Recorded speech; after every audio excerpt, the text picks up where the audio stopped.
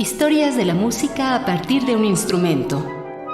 Una colaboración de Radio Educación y el Centro de Experimentación y Producción de Música Contemporánea, CEPROMUSIC.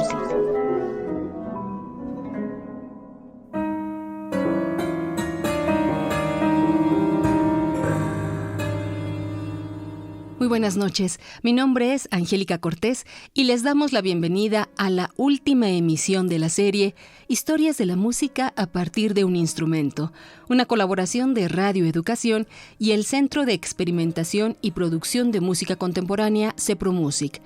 En esta ocasión recibimos con mucho gusto al maestro Gonzalo Gutiérrez, pianista y miembro residente del ensamble CEPROMUSIC, quien nos presentará más adelante la pieza titulada Simurgh de Mario Lavista. Acompáñenos en nuestra última transmisión musical.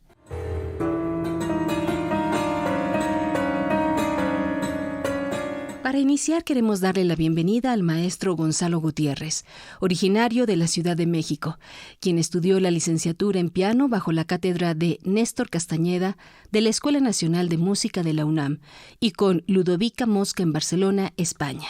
Ha sido solista de la Orquesta Filarmónica de la Ciudad de México, del ensamble del Conservatorio de las Rosas, así también de las Orquesta Sinfónica Nacional, Orquesta Filarmónica de Sonora, Orquesta Sinfónica del Instituto Politécnico Nacional, Orquesta de la EBM Olinjolistli, Orquesta de Cámara de Bellas Artes y de la Tokyo Philharmonic Orchestra. El maestro Gonzalo Gutiérrez dirigió el espectáculo Huey Mecatl para el Festival de México y para el Aarhus Festus de Dinamarca, y ha tocado en salas como el Palacio de Bellas Artes, Silvestre Revueltas de la Olinjolistli, Takemitsu Memorial Hall Tokyo, South Pole Hall Opera City Chamber Music Hall Tokyo, American Society de Nueva York, Boston University Concert Hall, Scotland Dundee Rip Theatre, entre otras. El maestro Gonzalo Gutiérrez ganó la residencia del pianista el Concurso Nacional Abierto para pertenecer a CEPROMUSIC en 2013, con quienes se presentó en el festival Huddersfield en Inglaterra, Darmstadt en Alemania, y ha realizado varias giras incluidas Escocia, Colombia, España y Estados Unidos. Ha participado en el Festival Cervantino, Festival Manuel Enríquez de Música Nueva, FM Nova en Valencia, España y FIMU en Belfort, Francia. Ha estrenado numerosas composiciones y le han dedicado obras concertantes con orquesta a los compositores Leonardo Coral, Georgina Derbez y Marcela Rodríguez. Bienvenido, maestro Gonzalo Gutiérrez. ¿Qué tal? Buenas noches a todo el auditorio. Cuéntanos, ¿cómo iniciaste tu carrera en la música? ¿Cómo fue? Fue a muy temprana edad. Yo empecé muy chiquito a estudiar el piano. Luego me integré a un coro en la Escuela Nacional de Música. A la par de todo lo demás, yo seguí estudiando el piano. Luego, como que pues ya se hizo evidente en mi vida que esa era mi dirección y simplemente la tomé. A salir de la preparatoria seguí en la Nacional de Música y mi maestro, al que recuerdo con mucho cariño, el maestro Néstor Castañeda, fue el que me guió, digamos, los últimos años de la carrera.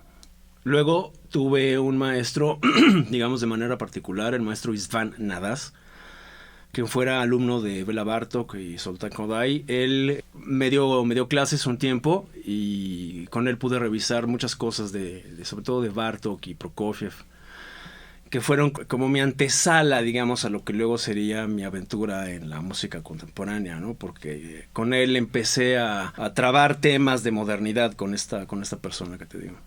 ¿Por qué fue que te especializaste en el piano como instrumento? Te voy a decir una cosa, la razón es increíblemente chistosa, vamos a decirlo así, o vamos a decirlo también un poco hasta circunstancial. Yo quería estudiar el cello en la Nacional de Música y no había maestros disponibles y se me asignó piano porque era lo que se hacía de default, ¿no? Por defecto a los chicos que quedaban, digamos, en el entredicho de alguna situación, mándalo a piano porque era como la solución más sensata en el momento. Estamos hablando de los finales de los 70s. Entonces se me hizo un lugar en piano y yo simplemente me quedé porque el instrumento me gustó y luego eso se volvió mi vida. Así fue, en realidad.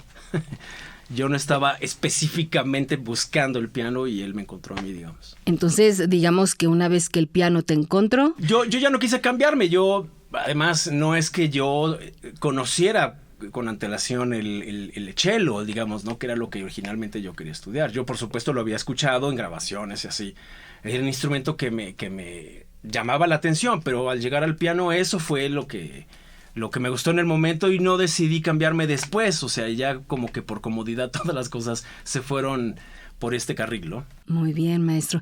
Y cuéntanos, después del desarrollo en tu carrera, ¿cómo inició tu interés en la música contemporánea? Bueno, mira, yo tuve muy buenos maestros de educación auditiva. Me di cuenta después de un tiempo de llevar clases, sobre todo con el maestro Salvador Rodríguez, a quien mando un saludo, ojalá me escuche. En realidad le debo mucho a él de lo que sucedió después con mi carrera, porque en la música contemporánea lo mejor que te puede pasar es tener un buen oído. Y yo recibí una educación técnicamente, desde el punto de vista auditivo, muy completa gracias a este personaje que te digo. Y como por ahí de los 15, 16 años me empecé a dar cuenta de que tenía mucha facilidad para aprenderme cosas difíciles.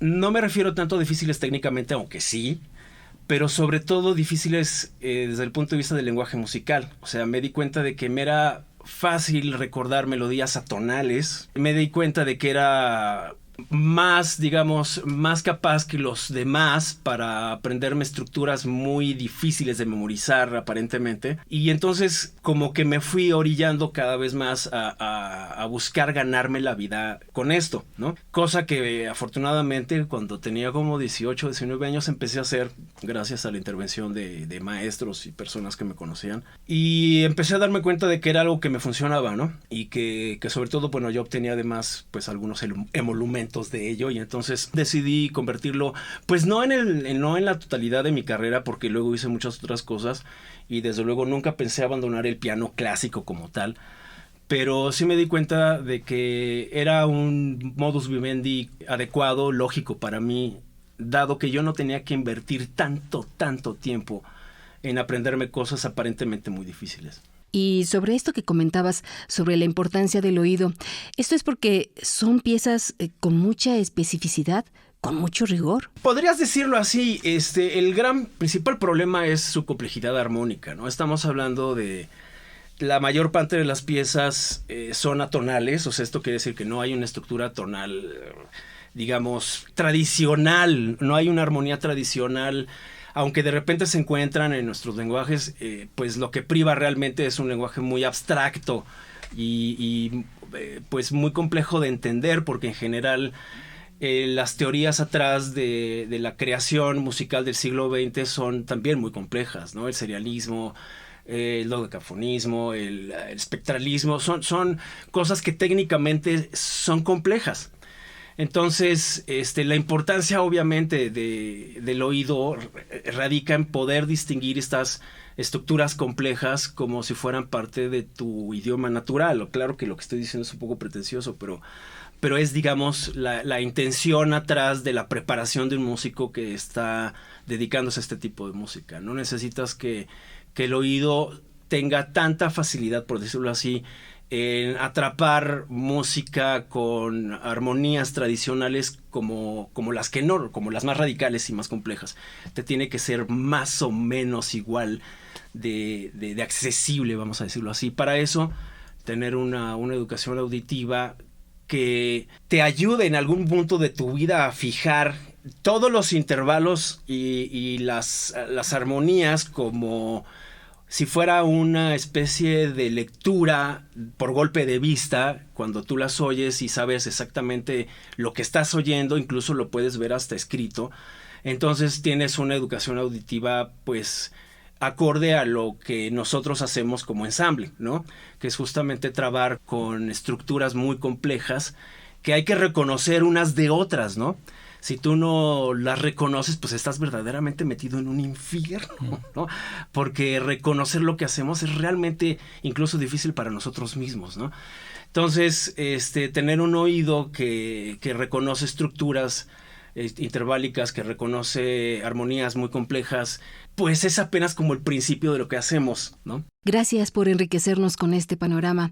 De pronto, cuando escuchamos este tipo de piezas, uno, como escucha simplemente, si podemos, aunque no seamos expertos en música contemporánea, pensar que existe esta dificultad a la hora de interpretar y que se debe tener una sensibilidad y un oído especial para interpretar este tipo de piezas. Desde luego, para interpretarlas sí, porque estás metido verdaderamente, como decía mi maestro, en un berenjenal, ¿no? De entrada tienes compases muy estilizados, además ritmos muchas veces matemáticamente complejos. Entonces, pues obviamente que tú tienes que tratar de hacer todo eso inteligible, ¿no?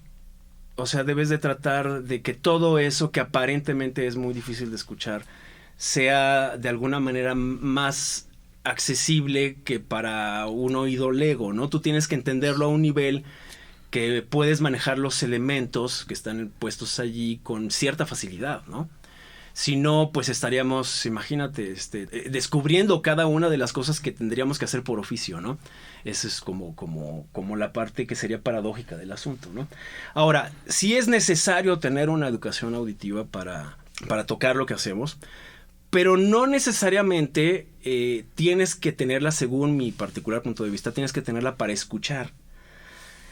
Claro que es muy probable que lo que produzca sea un choque, a veces incluso negativo, pero para mí eso está bien, ¿no? El arte está hecho justamente para enfrentarte contigo mismo, para hacer un espejo contra la sociedad, que a veces no puede, incluso en su reflejo, entenderse como tal, pero creo que esos choques son fundamentales en la vida de una persona, de un ser humano como tal, cuando de repente llega y se encuentra con un fenómeno que te rompe de alguna manera las estructuras mentales que traías puestas, ¿no?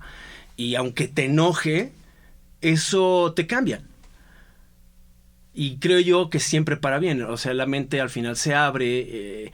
Después, si tú eres capaz de exponerte a este tipo de música con más frecuencia, a pesar de tu inicial rechazo, vas a ir encontrando que también es un lenguaje que dice cosas, ¿no? Que tiene, de alguna manera, quiero decirlo muy simplistamente, pues muy simplemente, tiene un mensaje, ¿no? Y tú vas desentrañando cuál es, y eso es parte, pues, de la experiencia. No son los mismos mensajes que encontramos, no sé, en Puccini, en Beethoven, en Mozart, no son iguales, ¿no?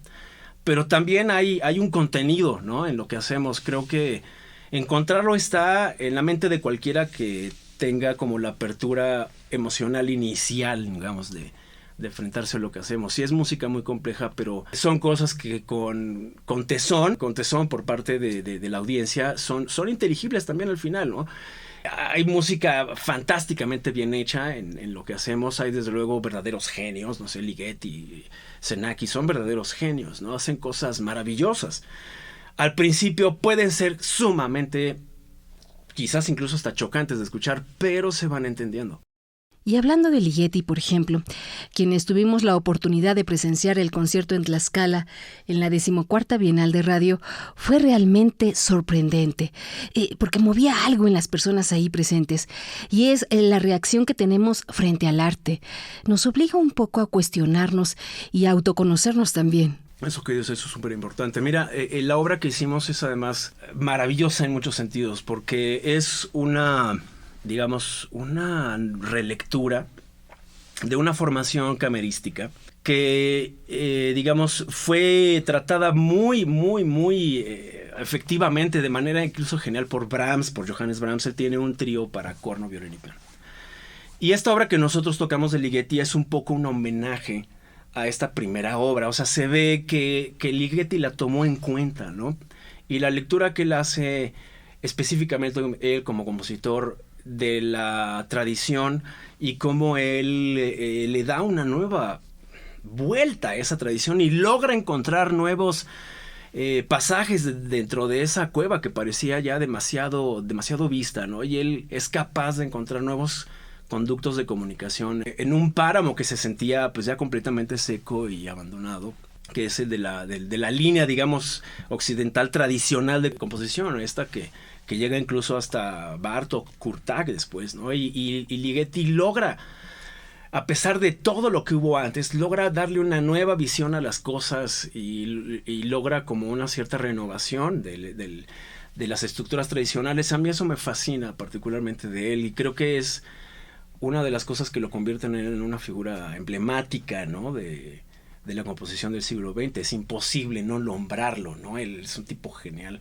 Y en particular este trío que tú escuchaste es una obra muy, muy difícil de ensamblar. O sea, quiero darle crédito, por supuesto, a mis compañeros Carlos Lot en el violín y a Alfredo Fenollosa en el corno, que estuvieron dispuestos conmigo a enfrentar esta obra en la cual tú tienes que hacer un esfuerzo brutal por primero entender la música como está en el texto y tratar de sobrellevarla poco a poco desde tiempos muy lentos hasta tiempos más rápidos para poderla estructurar de una manera lógica, ¿no? Hay que escucharse muchísimo, estuvimos ensayando muchísimo, y es una obra que además da la impresión de que siempre pende de un hilo, ¿no?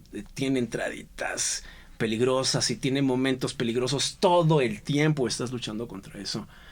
Y bueno, creo que la llevamos a buen puerto, ¿no? Es una obra que hay que escuchar varias veces para entenderla cabalmente, ¿no? Es una obra muy densa, ¿no?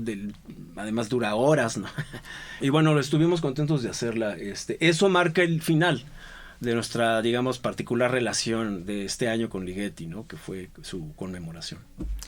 Y hablando de Sepromusic, sabemos que tú formas parte de Sepromusic desde el 2013. Hace ya 10 años. Entonces, ¿podrías platicarnos cómo ha sido tu experiencia en el ensamble? Ya pasaron 10 años, entonces entiendo que ya concluye tu ciclo ahí. Cuéntanos, ¿cómo ha sido? Pues sin duda ha sido lo más difícil que me tocó hacer en mi vida musical por mucho. Enfrenté dificultades que no esperaba desde luego cuando yo empecé. Y bueno, te puedo hablar de algunos momentos definitivos para el Sepromusic, como fueron el festival de Huddersfield en Inglaterra, el festival de Darmstadt en Alemania, en donde creo que el grupo tuvo muchísimo empaque. En Colombia también tuvimos conciertos súper exitosos con la gente, sobre todo. Creo que logramos de alguna manera un cariño momentáneo con las audiencias en esos momentos, y creo que lo logramos además con tiempos difíciles y además lo logramos con obras también muy exigentes, ¿no? Creo que el grupo fincó, digamos, yo no digo su grandeza, ¿no? Pero sí definitivamente su lugar en el México de hoy, ¿no? Lo labró con esas actuaciones que fueron emblemáticas para el equipo, ¿no? Para el grupo. A partir de allí, de esos momentos, como que el grupo cobró muchísimo orgullo, vamos a decir, ¿no? Habíamos hecho cosas importantes y la gente lo había reconocido, la crítica. Y los momentos fueron muy difíciles, desde luego, porque la presión es mucha, pero creo que pues todo ese primer equipo que empezó conmigo, ¿no? Fue el que logró este fenómeno que ahora es un poco Sepromusic, ¿no? Porque, bueno, definitivamente que tenemos ahora ya un lugar bien ganado, creo. Muy bien, maestro. Y esta noche nos vas a presentar una pieza, Simurgh, de Mario Lavista. Cuéntanos, por favor, sobre esta pieza. ¿Qué propone Lavista con ella? Caray, sería yo un poco, pues, pretencioso de querer saber lo que el querido maestro Mario quiso decir con esa pieza. Te puedo decir de lo que yo aprecio, ¿no? De lo que mi análisis muy humilde como pianista hace de la pieza. Primero quiero recordar al maestro Mario Lavista, que siempre me trató con una amabilidad formidable, y creo que a todo el mundo que nos acercamos a él siempre nos cobijó con una especie de manto muy amistoso. A donde esté el maestro Mario, le mando un gran abrazo. Y creo que él, bueno, hace primero una referencia a este pájaro mítico de una de las ficciones de Borges. Me parece que es el acercamiento al Mutassim, el cuento del que te hablo. Ahí hace referencia a este pájaro Simurgh, que es un pájaro de las 1000 voces, que al final de cuentas no existe. Las ficciones de Borges basan en eso su chiste, ¿no? Todo es un mundo como muy erudito que es inventado todo por él. Y este pájaro es muy importante, no recuerdo exactamente ahorita la anécdota del cuento, pero es muy importante dentro de la trama, y hace referencia a un pájaro que habla todas las voces y lo entiende todo, una especie como de, no sé, pájaro Aleph, por decirlo de alguna manera medio curiosa, ¿no? Ahora, lo que eso tiene que ver ya con la pieza es un poco abstracto, ¿no? Obviamente hay una cuestión de música de programa aquí, ¿no? Él quiere efectivamente que tú tengas en mente la figura del Simurgh y de alguna manera tu percepción del asunto literario enmarque también tu experiencia como oyente, ¿no? Pero yo creo que la pieza al final, pues en general la música al final de cuentas, trata con cuestiones realmente abstractas y es un lenguaje que necesita de ciertos fundamentos muy técnicos para hacerse entender, ¿no? Finalmente creo que la pieza logra su efectividad a través de establecer una especie como de danza lenta, como una especie de danza antigua, rota, quebrada por el tiempo, me gusta entenderlo un poco así, y cómo los diferentes motivos armónicos y rítmicos que él va enlazando digamos, a través de la exposición de esta pequeña danza, vamos a decirlo así, que puede ser de repente una danza, a veces parece más bien como un cantus firmus, que se lanza al horizonte, y él va como entretejiendo estos diferentes elementos, dándole como un poco de variedad, vamos a decir así, logística y geográfica, ¿no? A los elementos con los que va jugando, los presenta en diferentes secciones del teclado, los agranda un poco, los achica un poco, los pone como un poco en tela de juicio armónico, vamos a decirlo así, y en general va como haciendo que estos motivos se desarrollen con una cierta libertad a través de la pieza sin perder su personalidad. Y él pues va entretejiendo estos elementos de una manera muy efectiva, porque el tipo, vaya que sabía componer, el maestro Lavista era todo un genio de las pequeñas formas. Era además un cuate con un ánimo muy preciosista, todo el tiempo buscaba mejorar los detalles, nunca los daba por sentados, siento yo. Y en esta pieza se nota muy bien cómo va él entrelazando con mucho cuidado los pequeños elementos que él dispone, y con ellos va como construyendo una gran catedral, por decirlo así, va disponiendo todos los elementos con gran inteligencia, de manera que eso que en un principio parece como unitario, como incluso a veces sencillo, se convierte en una cosa como muy imponente y que fugazmente, ¿no? Llega a clímax que son como muy, muy grandilocuentes, por decirlo así, no en una manera peyorativa, ¿no? Sino que son impresionantes, son impactantes armónicamente, son sabrosos, ¿no? Y cómo llega allí es lo interesante, ¿no? Cómo va disponiendo él de los elementos como si fueran pequeños azulejos, y él va haciéndote caminar por la pieza con mucha paciencia, y tú vas encontrando cómo los elementos van construyéndose y se van construyendo, y si de repente la pieza llega a grandes momentos y de repente se esfuma un poco así con esa misma magia con la que empezó. Muy bien, maestro. Por favor, escuchen la maestría del maestro Mario Lavista, que hace en esta pieza gala de armonías de muchísimo detalle, armonías preciosas y momentos realmente cautivantes. Espero que todo mundo recordemos al maestro Lavista con mucho cariño después de esta audición.